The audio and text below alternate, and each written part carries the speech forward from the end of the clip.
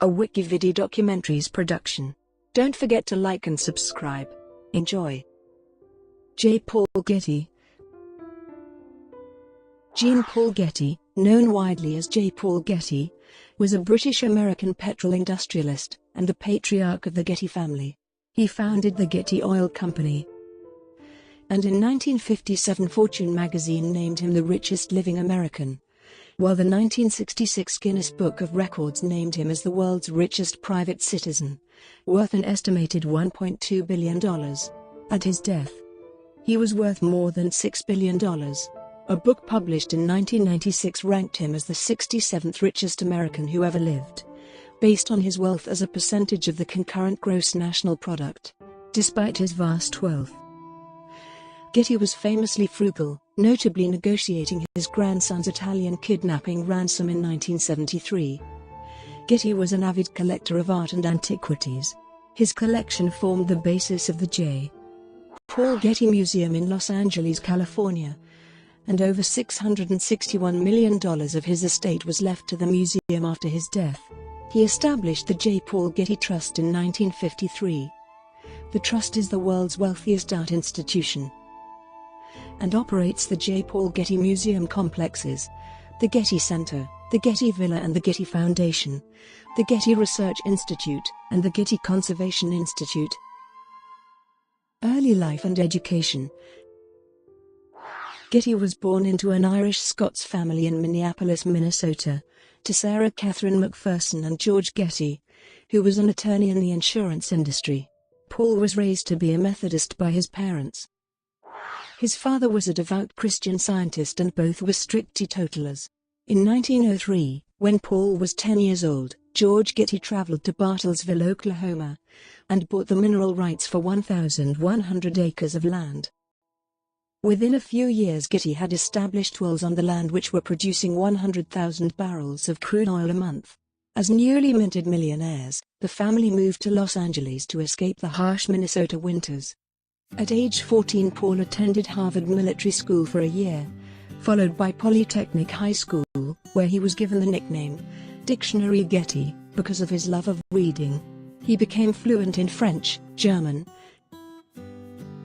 and Italian. Over the course of his business life he would also become conversational in Spanish, Greek, Arabic, and Russian. A love of the classics also led him to acquire reading proficiency in ancient Greek and Latin. He enrolled at the University of Southern California, then at the University of California, Berkeley, but left both before obtaining a degree. Enamored with Europe after traveling abroad with his parents in 1910. On November 28, 1912, Paul enrolled at the University of Oxford. A letter of introduction by then President of the United States William Howard Taft enabled him to gain independent instruction from tutors at Magdalen College.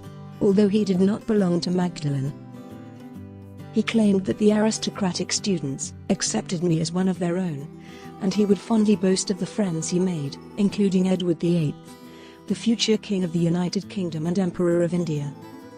He obtained his degree in economics and political science in 1914, then spent months traveling throughout Europe and Egypt, before meeting his parents in Paris and returning with them to America in June 1914. Career. In the autumn of 1914, George Getty gave his son $10,000 to invest in expanding the family's oil field holdings in Oklahoma. The first lot he bought, the Nancy Taylor No. 1 oil well site near Haskell, Oklahoma, was crucial to his early financial success. It struck oil in August 1915 and by the next summer the 40% net production royalty he accrued from it had made him a millionaire. In 1919, Getty returned to business in Oklahoma. During the 1920s, he added about $3 million to his already sizable estate. His succession of marriages and divorces so distressed his father, however, that J.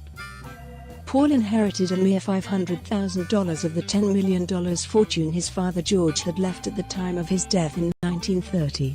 He was left with 1/3 of the stock from George Getty Incorporated, while his mother received the other 2/3, giving her a controlling interest. In 1936, His mother convinced him to contribute to the establishment of a $3.368 million investment trust, called the Sarah C. Getty Trust, to ensure that the family's ever-growing wealth could be channeled into a tax-free, secure income for future generations of the Getty family. The trust enabled J. Paul to have easy access to ready capital, which at the time he was funneling into the purchase of Tidewater petroleum stock. Shrewdly investing his resources during the Great Depression, Getty acquired Pacific Western Oil Corporation, and he began the acquisition of the Mission Corporation, which included Tidewater Oil and Skelly Oil. In 1967 the billionaire merged these holdings into Getty Oil. Beginning in 1949, Getty paid Ibn Saud $9.5 million in cash and $1 million a year for a 60-year concession to a tract of barren land near the border of Saudi Arabia and Kuwait. No oil had ever been discovered there, and none appeared until 4 years had passed, and $30 million had been spent. From 1953 onward, Getty's gamble produced 16 million oil barrels a year, which contributed greatly to the fortune responsible for making him one of the richest people in the world. Getty increased the family wealth, learning to speak Arabic, which enabled his unparalleled expansion into the Middle East. Getty owned the controlling interest in nearly 200 businesses, including Getty Oil. Associates identified his overall wealth at between $2 billion and $4 billion. It didn't come easily, perhaps inspiring Getty's widely quoted remark, "The meek shall inherit the earth, but not its mineral rights." J. Paul Getty was an owner of Getty Oil, Getty Incorporated, George F. Getty Incorporated, Pacific Western Oil Corporation, Mission Corporation, Mission Development Company, Tidewater Oil, Skelly Oil, Mexican Seaboard Oil, Petroleum Corporation of America, Spartan Aircraft Company, Spartan Cafeteria Company, Mini Homer Insurance Company, Mini Homer Financial Company, Pierre Hotel at 5th Avenue and East 61st Street, Pierre Marx Hotel at Revolgadera Beach near Acapulco, Mexico, a 15th-century palace, and nearby castle at Les Dispoli on the coast northwest of Rome, a Malibu ranch home and Sutton Place, a 72-room mansion near Guildford, Surrey, 35 miles from London. He moved to Britain in the 1950s and became a prominent admirer of England, its people, and its culture. He lived and worked at his 16th-century Tudor estate, Sutton Place. The traditional country house became the centre of Getty Oil and his associated companies, and he used the estate to entertain his British and Arabian friends. Getty lived the rest of his life in England, dying of heart failure at the age of 83 on June 6, 1976. Art collection. Getty's first forays into collecting began in the late 1930s, when he took inspiration from the collection of 18th-century French paintings and furniture owned by the landlord of his New York City penthouse, Mrs. Amy Guest, a relation of Sir Winston Churchill. He fell in love with 18th-century France and began buying furniture from the period at knockdown prices, because of the still depressed art market. He wrote several books on collecting, Europe and the 18th century, Collector's Choice, The Chronicle of an Artistic Odyssey Through Europe and the Joys of Collecting. The overwhelming goal in his collecting was to buy items at a bargain which would offer a sure return on his investment. His stinginess limited the range of his collecting. Because he refused to pay full price, his companion in later life, Penelope Kitson, would comment that Paul was really too mean ever to allow himself to buy a great painting. Nonetheless, at the time of his death he owned more than 600 items valued at over $4 million, including paintings by Rubens, Titian, Gainsborough, Renoir, Tintoretto, Degas, and Monet. During the 1950s, Getty's interests shifted to Greco-Roman sculpture, which led to the building of the Getty Villa in the 1970s to house the collection. These items were transferred to the Getty Museum and the Getty Villa in Los Angeles after his death. Marriages, divorces and children. Getty was a notorious womanizer from the time of his youth, something which horrified his conservative Christian parents. His lawyer Robin Lund once said that Paul could hardly ever say no to a woman or yes to a man. Lord Beaverbrook had called him priapic and ever ready in his sexual habits. In 1917, when he was 25, a paternity suit was filed against Getty in Los Angeles by Elsie Ekstrom, who claimed he was the father of her newborn daughter Paula. Ekstrom claimed that Getty had taken her virginity and fathered the child, while his legal team tried to undermine her credibility by claiming that she had a history of promiscuity. In late 1917 he agreed to a settlement of $10,000, upon which she left town with the baby and was never heard of again. Getty was married and divorced 5 times.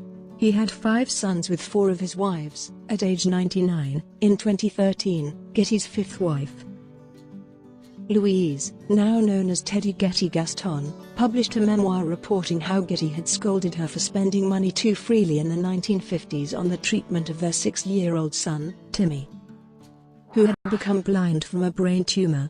Timmy died at age 12, and Getty, living in England apart from his wife and son back in the US, did not attend the funeral. Teddy divorced him that year. Teddy Gaston died in April 2017 at the age of 103. Getty was quoted as saying, "A lasting relationship with a woman is only possible if you are a business failure, and I hate to be a failure. I hate and regret the failure of my marriages. I would gladly give all my millions for just one lasting marital success." Kidnapping of grandson John Paul Getty III. On July 10, 1973, in Rome, drunk kidnappers abducted Getty's 16-year-old grandson, John Paul Getty III, and demanded by telephone a $17 million payment for the young man's safe return. However, the family suspected a ploy by the rebellious teenager to extract money from his miserly grandfather. John Paul Getty Jr. asked his father for the money, but was refused. In November 1973, an envelope containing a lock of hair and a human ear arrived at a daily newspaper. The second demand had been delayed 3 weeks by an Italian postal strike. The demand threatened that Paul would be further mutilated unless the victims paid $3.2 million. "This is Paul's ear. If we don't get some money within 10 days, then the other ear will arrive. In other words, he will arrive in little bits." When the kidnappers finally reduced their demands to $3 million, Getty Sr. agreed to pay no more than $2.2 million, the maximum that would be tax-deductible. He lent his son the remaining $800,000 at 4% interest. Paul III was found alive in a Lauria filling station in the province of Potenza, shortly after the ransom was paid. After his release, Paul III called his grandfather to thank him for paying the ransom, but, it is claimed, Getty refused to come to the phone. 9 people associated with Drungeta were later arrested for the kidnapping, but only 2 were convicted. Paul III was permanently affected by the trauma and became a drug addict. After a stroke brought on by a cocktail of drugs and alcohol in 1981, Paul III was rendered speechless, nearly blind, and partially paralyzed for the rest of his life. He died 30 years later on February 5, 2011, at the age of 54. Getty defended his initial refusal to pay the ransom on 2 points. First, he argued that to submit to the kidnappers' demands would immediately place his other 14 grandchildren at the risk of copycat kidnappers. He added, "Reputation for frugality." Many anecdotal stories exist of Getty's reputed thriftiness and parsimony, which struck observers as comical, even perverse, because of his extreme wealth. The 2 most widely known examples are his reluctance to pay his grandson's $17 million Italian kidnapping ransom, and the notorious pay phone which he had installed at Sutton Place. A darker incident was his 5th wife's claim that Getty had scolded her for spending too much on their terminally ill son's medical treatment, though he was worth tens of millions of dollars at the time. He was well known for bargaining on almost everything to obtain a rock-bottom price, including for suites at luxury hotels and virtually all purchases like artwork and real estate. Sutton Place, for instance, a 72-room mansion, was purchased from George Sutherland Leveson Gower, 5th Duke of Sutherland in 1959 for the extremely low price of $60,000, about half of what the Duke had paid when he bought it 40 years earlier. Author John Pearson attributed part of this extreme penny-pinching to the Methodist sensibility of Getty's upbringing, which emphasized modest living and personal economy. His business-like attention to the bottom line was also a major factor. He would allow himself no self-indulgence in the purchase of a place to live, a work of art, even a piece of furniture, unless he could convince himself that it would appreciate in value. Getty himself claimed that his frugality towards others was a response to people taking advantage of him and not paying their fair share. "It's not the money I object to, it's the principle of the thing that bothers me." Coin box telephone. Getty famously had a payphone installed at Sutton Place, helping to seal his reputation as a miser. Getty placed dial locks on all the regular telephones, limiting their use to authorized staff. And the coin box telephone was installed for others.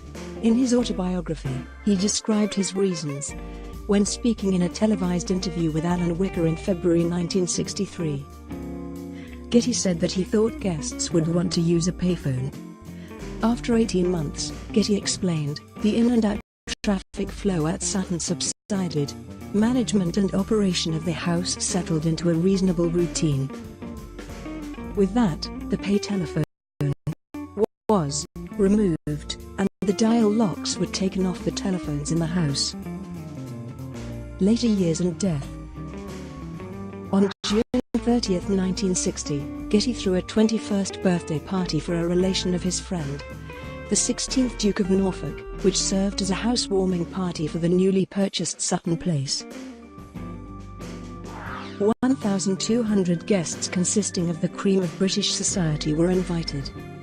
Partygoers were irritated by Getty's stinginess, such as not providing cigarettes and relegating everyone to using creosote portable toilets outside. At about 10 p.m. the party descended into pandemonium as party crashers arrived from London, swelling the already overcrowded halls, causing an estimated $20,000 in damages. A valuable silver ewer by the 18th century silversmith Paul de Lamory was stolen, but returned anonymously when the London newspapers began covering the theft. The failure of the event made the newly arrived Getty the object of ridicule, and he never threw another large party again. Getty remained an inveterate hard worker, boasting at age 74 that he often worked 16 to 18 hours per day overseeing his operations across the world. The Arab-Israeli Yom Kippur War of October 1973 caused a worldwide oil shortage for years to come. In this period, the value of Getty Oil shares quadrupled, with Getty enjoying personal earnings of $25.8 million in 1975. His insatiable appetite for women and sex also continued well into his 80s.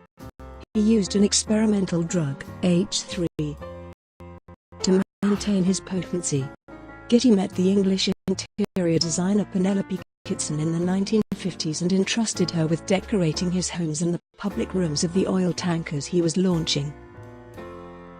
From 1960 she resided in a cottage on the grounds of Sutton Place, and, though she did not have a sexual relationship with him, Getty held her in high respect and trust.